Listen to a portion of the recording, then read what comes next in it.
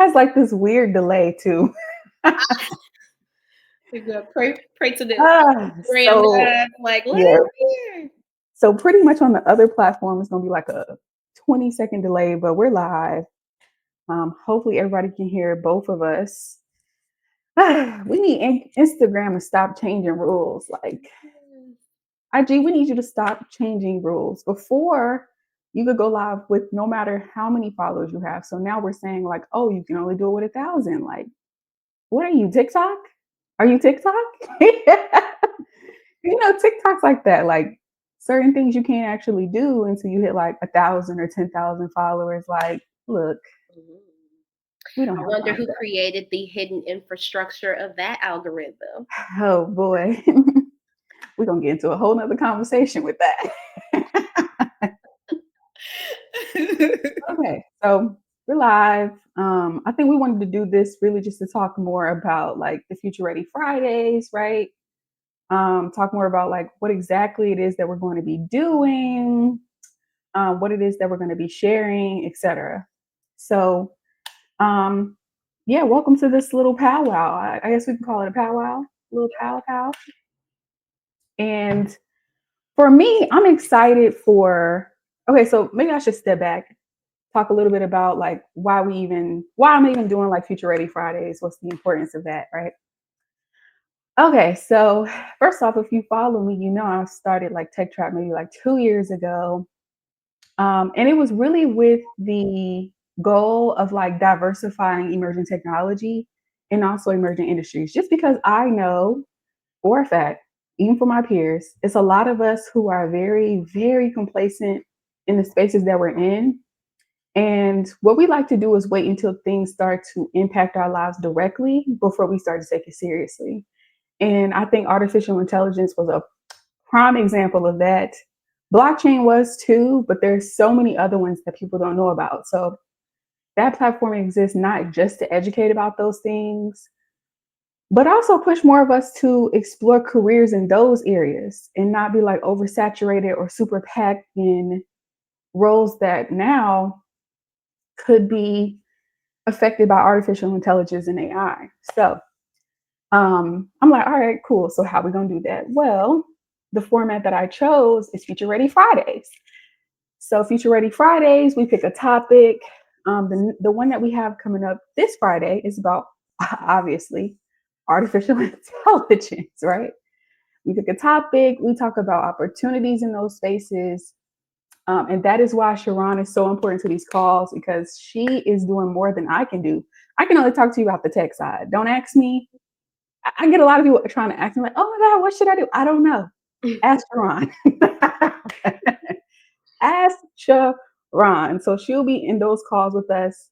And this is like pretty much connecting like, okay, where are the opportunities? What are the problems that need to be solved in these areas? To like, okay, where do I get started and how do I make that transition? And I think like one of the things that me and Sharon talked about, and you can correct me if I'm wrong, but I think the biggest issue with transitioning, most of all, is like confidence. That's like the biggest thing before we even get to the hard skills. Like, Yeah. yeah. Mhm. So that's my spiel. I'll let you jump in if you want to comment on that, but yeah, Yes. I So can't help you with that. She can help you with that. the confidence is everything.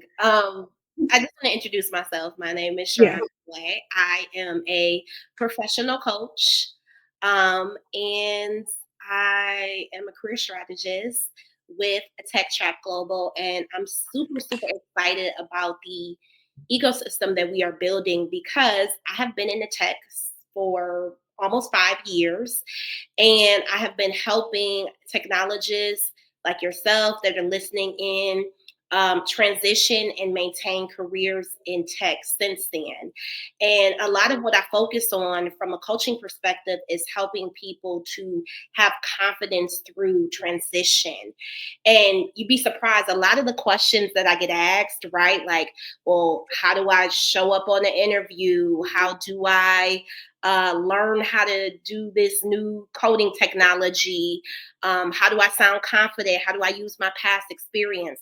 Underneath that, through working with hundreds of you, is that it's really hard to navigate how to be confident through transition, because Mhm. transition already brings up a lot of these unconscious fears that we may have. And especially for a lot of you listening, because most people have gotten into tech the non-traditional way. Mhm. And if it's Yeah. non-traditional, you're very creative, you're already doing something different against the grain, typically for the first time in your families. So you're not really in an ecosystem that is really saying at all levels, right? You can continuously have confidence evolving and shifting. And if you did come from a more professional pathway where you went to school for computer science and ended up in tech, a lot of times in those cases, you are used to following the educational traditional mark. And now that is no longer working. Yeah. Where it used to Seriously. be that you could go to school, right, for 4 years, land the job, and then you'll be good to go. You just follow somebody else's path. So Yeah. all of us right now are in a new labor market, in a new world where we are having to create our own Mhm. opportunities and contribute to the workforce in different ways than we ever have before in history. I would even take that like a step further because I do feel like it's not like it's like contributing to the workforce on a different level. But I do feel like over time, with artificial intelligence converging with so many industries the way that it's doing, it feels like to me, we're moving from like, okay, how can you help this company to like, what kind of problem do you want to help solve in the world, in society, right? Because now you have so many tools at your fingertips, whether they're good or they're mid, right? Because some of them are very mid. But whether they're good or they're mid, you have an opportunity to basically go up a couple of levels, like in your thinking, in your work process, like in so many areas. And I feel like playing it safe before, because we all remember in 2020 when everybody was cashing that check. You was happy that you got into tech with no degree and software engineer come to work with me, and you were able to kind of like skate by. I've seen that a lot. And so now it's like, no, productivity, performance, and your output are the biggest things that companies are monitoring. And so being able to come and just sit in the corner and just do your part and collect your check, I don't know. But more than just that, for me, it was about exposing numbers that people aren't aware of. And case in point, for example, right? I feel like even during that time, a lot of people were compacted into roles and positions that are entry and mid level. That now, if we look at them, they're the biggest roles, jobs, or areas within a company that's being impacted by layoffs. Um, but more so than that, when we start to look at the demographics of who's there, most times it's people of color. Like you don't have too many people of color that are in higher, more senior levels, maybe in like mid manager levels, but also those roles are being impacted too. And so, what it feels like to me is as time kind of progresses, it just feels like all the progress that we did have the years before, 5 years before, I'm not going to say it's going to be annihilated, but it's kind of dwindling. Like it's kind of dwindling. And I think if we don't be intentional about our moves and paying attention to the insights and how we navigate this new playing field, we could be right back where we were. And so that's the biggest message that I usually have. So more than just like, more than just confidence, also have the insights. Like where should you be moving and where should you not? Because there are a couple places that's like, I wouldn't do that. Customer success, ah, mm, I don't know. I feel like QA is important, but if it doesn't have AI in the mix, I don't know. So Which is, I mean, I That's think where I'm it's at. powerful what you just said too, because part of it is everybody having to take individual responsibility Mhm. for their lives and their careers now, and being a part of that. Like you can't, like it used to be that you could say what you said, right? And I can listen and I'll be like, I ain't gotta worry about that. I'm gonna let somebody else worry about that. I'm gonna let somebody else deal with that.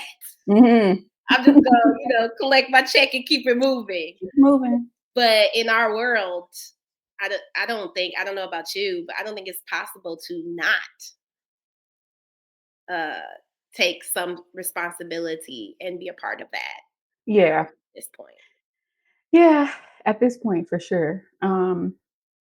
And I think the thing that makes it hard to fully assess is the fact that we are in an economic downturn, right? Like some people say, like, oh, it's just economic downturn. When the economy comes back up, none of this is gonna matter. Everything's gonna be fine. And I think that's the kind of sad part about it is like you don't know. And much like how everybody reacted when we became fully remote because of COVID, when we came out of that, nobody wanted to go back to being the same. Everybody's like, oh no, we're on to the play now. We know that we really don't have to work in the office. And we know that we really don't have to spend money to get gas to do this and do that. So for me, I almost view this time in this era like the same thing. It's like, oh, now we know we can increase productivity with artificial intelligence.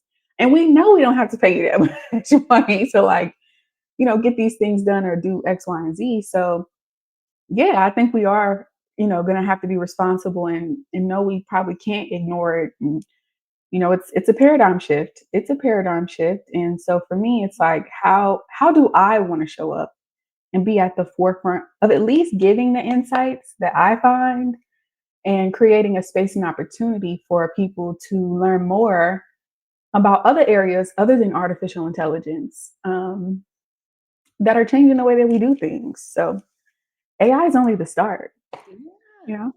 That's beautiful what Mhm. you said, because insights to me is a part of navigating uncertainty. And everybody Mhm. is doing that right now. And so I think those insights and future Ready Fridays is really like the beginning and the pillar of how do you navigate change through Mhm. uncertainty, as a lot of us are, dealing with every day nowadays. Exactly. And I mean, speaking of Future Ready Fridays, obviously we have the one coming up this Friday. If you're Eastern Standard Time, that's 6 to 8. I think Central was what, like five to what, 5 to 7. 5 or 7. Okay, and then Pacific Time. Let me not lie. I think that's 3 p.m. Yep. I'm trying to get my time zones together because the biggest thing about me is not just being central focused on just my area, which is on the East Coast, but anywhere that anybody could actually find value. Um, so yeah, Future Ready Fridays, this Friday, 6 p.m. Eastern, all that good stuff. But the thing about it is like the thing about this Future Ready Friday is I didn't want to cover generative AI from the lens of the way that we usually talk about it, which is like implementing. How do you like build your own LLM and how do you, have one locally on your device? How do you train it? What tools do you use? Like all of that is great. But I do feel like we're getting to a point with AI, and I should be more specific and say large language models, because even that AI is such a large umbrella of things. But I'm gonna say with large language models, I think we're getting to a point where people are wanting to be a little bit more environmentally aware, ethically aware of like how these tools or this tool impacts us all around. And so that was the point around the agenda that I put together for this Friday. Like, okay, cool. We know how to use ChatGPT, but let's talk about what happens behind the scene of ChatGPT. Let's talk about what really happens when you submit that request because it doesn't just disappear in the dark. Like, it consumes resources, energy, and all of those things. And beyond that, I don't think we have to take the use it or lose it approach because there are companies who are taking a more sustainable and efficient approach to using large language models or small language models and making it more effective, but also just more environmentally aware. So, those are the kind of subjects we'll cover. Like, obviously, that's a big one. Another one is like what's called like, what is it called? Did I forget? Like black box thinking, right? Or like thinking, or pretty much what happens, or where are we in understanding the deep learning process, right? Which these terms get a little more technical, but I say all that to say, like, we kind of need to do more than just implement it. We need to understand how these things play against everything around us. And I think from a career standpoint, this gives a competitive edge to people because now you're not just coming in and saying, okay, let's just set up the pipelines, add some Gen AI, and we're good. You're saying, like, if I were you, I wouldn't add it there. And even then, it's like, how can we optimize our usage to be more aware of the environmental impact that we add with using this technology? And I think eventually, as people become more aware, that will be super valuable. That will be super valuable because then you won't be in the cancel line as a company. Then Yes. you won't be in the cancel line as a company. Yeah, I think that's important. it is. I mean, I think it's a game changer because one of the things I love about working with tech is that you are always close to the product, typically. Mhm, And because you're close to the product, you can't, it's only so much you can detach. And it makes me think about what you said about like the impact, right? And mhm, sustainability and being aware of like what are we creating. And when I've worked in exactly. other industries, you could definitely detach much more than when you are in tech. And so we definitely as workers and as we're shifting have new insights, right, as to what products are we creating, what does that mean, and what is the overall impact for society and ourselves. And that's Mhm, definitely what I want to talk more about, especially when we talk about AI and ethics and sustainability, because it's like if you don't know for yourself what that looks like for you internally and how you fit within the ecosystem working with technology, then how can you ever like comment, have feedback, or be a part of, right? Making sure that these products are not having adverse effects for society yeah. as well. Now that's a fact if I ever heard one, because you do have to be self-aware. You do have to be self-aware, and I think to your point, like understanding even in your local community, how does this impact what's around you? It does equip you to be able to speak a little bit more eloquently when you get into rooms with other people. Because now you don't just have like second hand experience, you have first-hand experience. So like, let me tell you from experience. So I think that's a gem. We're gonna have to save that one. I love that. And it goes like, and I'm a big proponent of this just in coaching, but it's going from that hierarchy model, which was Mhm. very big in the early 2000s when I was going in late 2000s when I was going into college and so forth like that. Like you come in, this is your role, you have the boss and the boss's bosses, and you follow orders. And now, which I one of the things I love about technology and working in tech and innovation is that those hierarchies are coming down For and sure. like becoming like we are all one and a part of, right, For creating sure. something Because big. I've also like I've seen I think also there's like a new intersection happening, even for me, right? Like I think the new intersection is not being an individual contributor, but also not being like head of a department. It's like right in the middle, like having an idea, maybe sharing it with your team, but then being able to see the idea from the beginning to the end as if you are the product owner without the title. You know what I'm saying? Yeah. With all the text, like the tech stack and everything else behind you to help you execute it.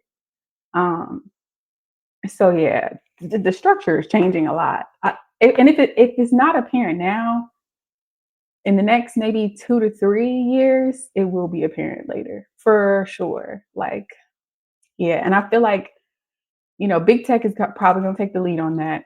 And then everybody else will follow suit, like always. But the good thing So, is that's why we're here to help yeah, prepare them, right? for Help sure. prepare you all for that as it starts Mhm. to shift more. Exactly. So, yeah, I think this is good. Okay, so I'm making my closing statement because I got to go cook dinner. But here's what I would say for me, right? If you are someone who is entry and or mid-level in technology, you've had your role for about maybe 2 to 5 years.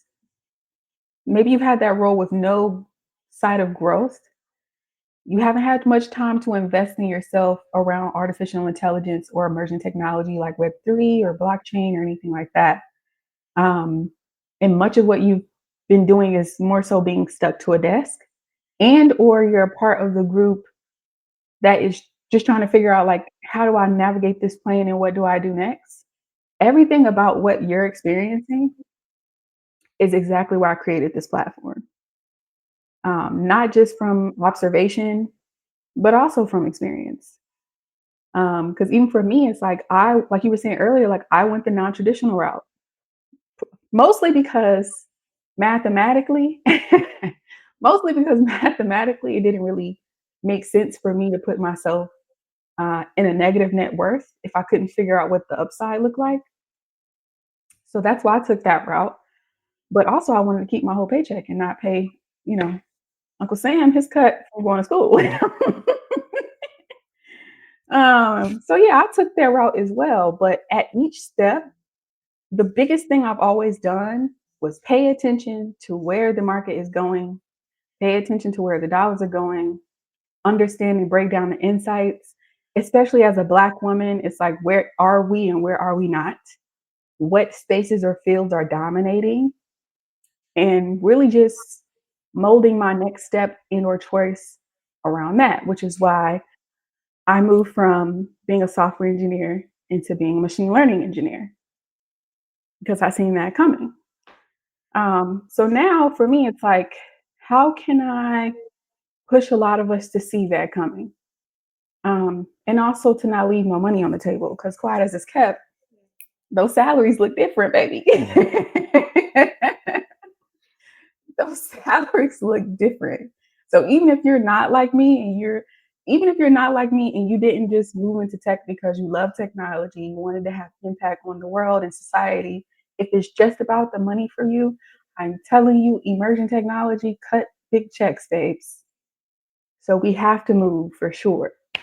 Um, we have to move. It's not even a we need to. We have to. We have to, not to just survive, but to thrive in this next era for sure. So that's my little exit and spiel. Did you have anything you wanted to add? I'll just add to that insights, and we need community. One of the things Mm, I always say how as am I forget that? career coach in tech, right? Working with you all and especially navigating transition and uncertainty is to go find a group and to be a Mm, part of something, because one, it helps you to be a part of something that's bigger than yourself, because a lot mhm, of times in our everyday world we can get caught up in just our own world. for And sure. where we're going in these future tech roles, it's all about participating in something bigger than yourself, so that helps. Mhm, And then two, communities can be a portal and give you a different outlook, a different energy into a whole new world that you might be experiencing or might not even be able to tap into through isolation. And I see so mhm, many people going through that right now on LinkedIn, and they're so focused on the outcomes but with zero community because they struggle with connecting. And I really truly believe that connection and intimacy and community plays a big role in navigating uncertainty and being prepared for the current roles right now in tech. You have to have that as an element and aspect of your strategy and who you are as well, in order to really be competitive and really be at the forefront. So yeah, nah, yeah, not you on here preaching. Because that is so true. Like even with AI, don't let AI trick you into thinking you should do everything by yourself, even if you could. Like community is important. I don't know how I forgot that, but that's why you're here. So And I found yeah. some job postings that talk more about that. I know we talked about that too. That will show you all on Mhm. Friday that are starting to use this language as well for these types of roles and emerging For sure. For sure. All right. Well, that's our live. If you haven't registered already, you can find the link in my bio somewhere to get into the conversation, figure out what it is that we're trying to do to help people progress in this next era. Um, if you're one of those people that want to wait to see how it goes for other people, that's fine. But you're going to come over here at some point. You're going to come over here at some point. So it's cool. So, yeah, if you are going to be there, we'll see you on the other side. And stay easy. Stay easy, y'all.